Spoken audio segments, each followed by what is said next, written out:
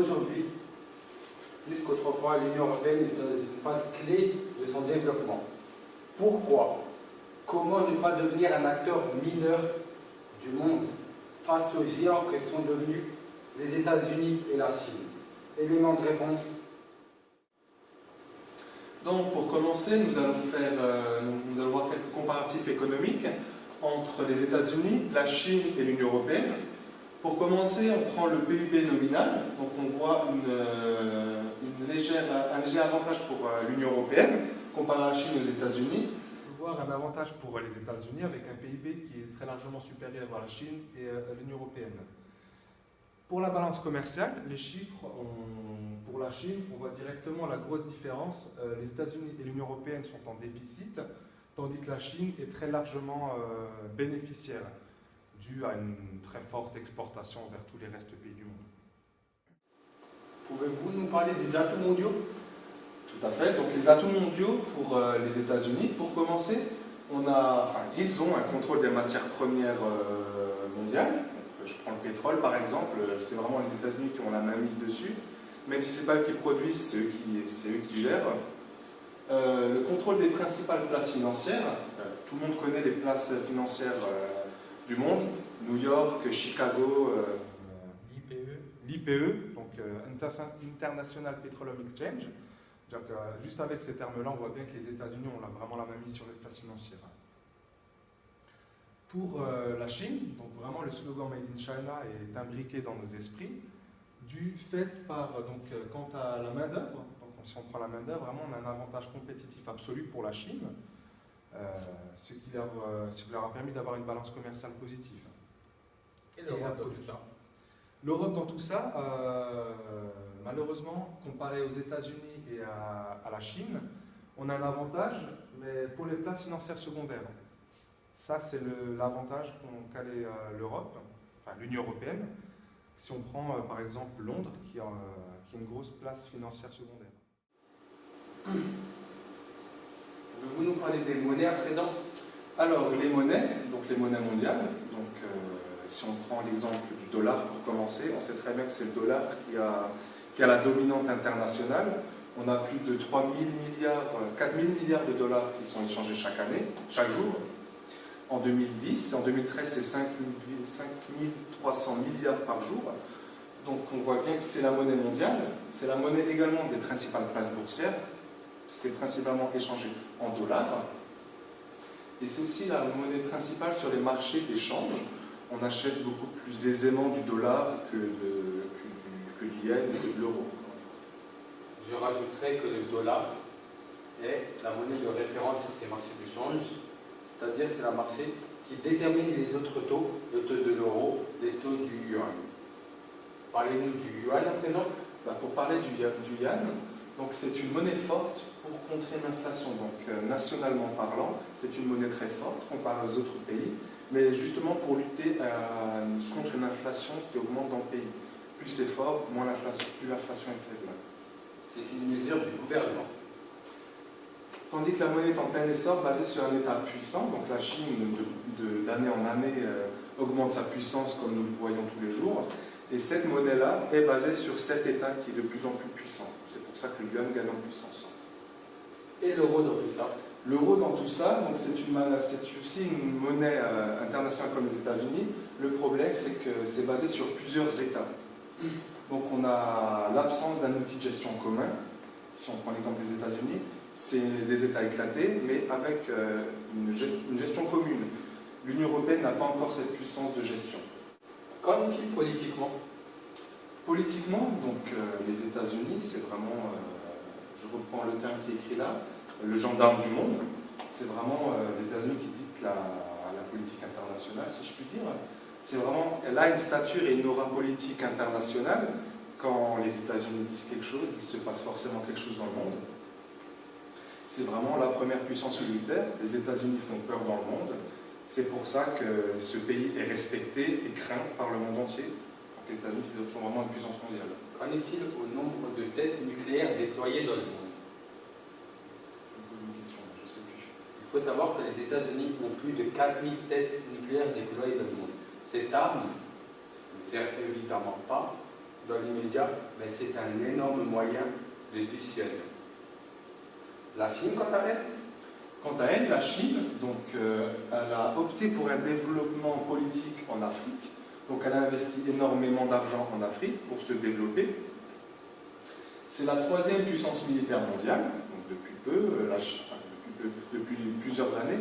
L'Asie monte en puissance, la Chine, excusez-moi. La Chine monte en puissance et c'est vraiment devenu la troisième puissance militaire mondiale. Et une aura politique en croissance. La Chine, de plus en plus, se fait entendre dans les places politiques mondiales et donne son avis et on l'entend. La Chine a une parole qui est entendue maintenant. Et l'Europe, l'Union européenne. L'Union européenne, là, c'est dans tout ça, donc un pouvoir politique morcelé. Encore le même problème que pour l'outil de gestion commun. Bien qu'on a des États puissants dans l'Union européenne, la voix n'est pas partagée par tout le monde, ce qui peut poser problème. Et donc, ce qui amène à aucune convergence politique. Chaque pays dicte ses envies, donc ses désirs, et aucun pays n'a le dessus sur l'autre. Donc, on n'arrive pas à avoir un pouvoir politique commun. Pourquoi vous représentez cela par un puzzle? Pourquoi un puzzle? Parce que, comme les États-Unis, c'est un puzzle morcelé, mais très bien conjoint au centre. Chaque pièce d'un puzzle représente un pouvoir. Si ce pouvoir n'est pas uni, le puzzle, autant puissant qu'il est, n'a aucun pouvoir dans le monde. D'accord. Vous voulez dire que l'Europe a un grand pouvoir, cependant ce pouvoir est vraiment morcelé? C'est exactement ça. C'est exactement ça. Un grand pouvoir, le problème, s'il n'est pas uni. Deux exemples de l'impuissance de l'Union européenne dans le monde. Le premier exemple est la Syrie. Cette caricature représente François Hollande. Il n'y a qu'un seul drapeau, qu'une seule étoile sur le drapeau de l'Union européenne, car la France était le seul pays de l'Union européenne qui voulait s'engager en Syrie. Cependant, les autres pays ne l'ont pas suivi, les autres pays de l'Union européenne. Donc, par conséquent, et en vue des vétos russes et chinois, l'Union européenne n'est pas intervenue. Il en est de même en Ukraine. Nous rappelons que l'Ukraine est un pays membre de l'Union européenne. L'Ukraine, nous connaissons tous les soucis actuels avec la Russie, une dépendance vis-à-vis des États-Unis, c'est-à-dire que l'Union européenne n'a pris position qu'une fois que les États-Unis ont pris position. Ça symbolise une impuissance aux yeux du monde. L'Union européenne s'est montrée faible aux yeux du monde avec l'Ukraine. L'Union européenne n'a pas d'identité commune existante. Prenons les cas des États-Unis, avec la Green Card. Il y a une identité géographique commune. Je dirais même plus, il y a une identité mondiale commune. Les États-Unis imposent leur culture. Coca-Cola, McDo sont des parfaits exemples. De plus, on a le American Way of Life. Les Américains ont une façon de vivre qui n'est propre qu'à leur pays. Ce qui est également le cas en Chine. Ils ont une forte identité nationale. Ils travaillent pour la nation. C'est une culture millénaire et revendiquée. En Europe, l'illustration illustre très bien ce qui se passe en Europe. Chaque pays s'occupe de son étoile. Il n'y a pas d'identité géographique. La culture est millénaire, mais segmentée. Un Américain vous dira toujours « je suis américain ». Un Chinois vous dira toujours « je suis chinois ». Mais un Européen dira toujours « je suis français, italien, espagnol ». Il n'y a pas de culture européenne à proprement dit. Mais quels sont les enjeux dans tout ça? Aujourd'hui, 1 milliard de personnes dans le monde consomment 90% des richesses créées, des ressources créées, pardon. Il s'agit principalement des États-Unis, de l'Union européenne, de la Chine, enfin d'une partie de la Chine, et des pays occidentaux, le Canada, l'Australie et les pays développés. Et quelques pays asiatiques, j'ai envie de rajouter aussi, comme le Japon par exemple.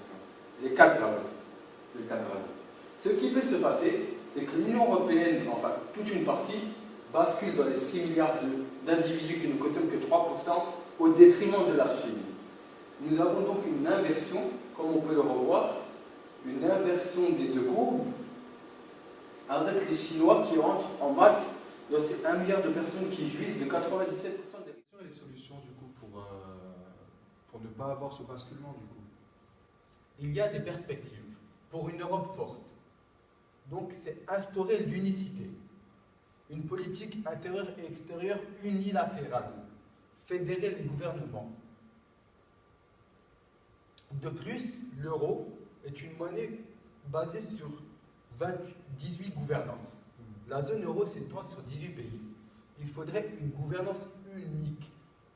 Jamais dans le monde, une monnaie n'a été basée sur autant d'États. Théoriquement, je dis bien théoriquement, cela n'est pas possible. La puissance militaire, aujourd'hui, permet une aura dans le monde. L'Europe doit se doter d'une politique militaire commune. Pas comme c'est le cas actuellement, car la politique militaire est trop morcelée. Donc, par cela, on peut déterminer des stratégies communes pour l'Europe. Dans le monde, il faut avoir les ressources. Il faut avoir les ressources. Les ressources, c'est la main-d'œuvre ou les ressources de matières premières. Pour la main-d'œuvre, les Chinois sont beaucoup trop nombreux. Par contre, pour la matière première, notamment les énergies, vous le savez comme moi, le pétrole et les énergies hydrocarbures arrivent à la fin.